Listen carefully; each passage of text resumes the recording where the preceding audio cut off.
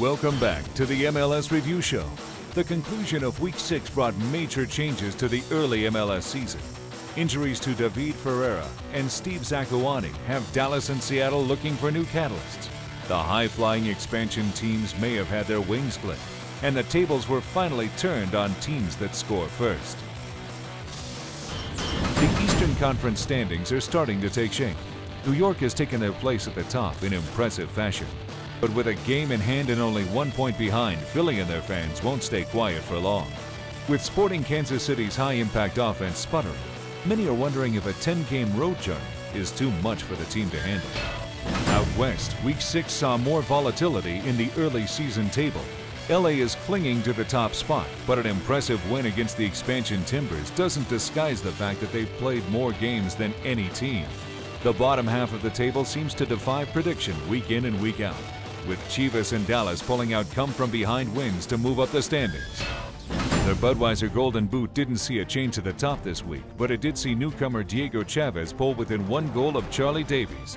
In addition, after a silent start to the season, Thierry Henry has thrown his hat in the ring with 3 goals and 2 assists in the last 2 matches.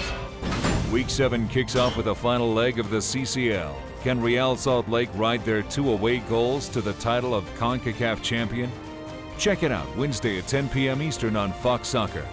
Friday at 8:30, also on Fox Soccer, see if DC can rebound from an embarrassing 4-0 home loss to their I-95 rivals as they travel to Houston.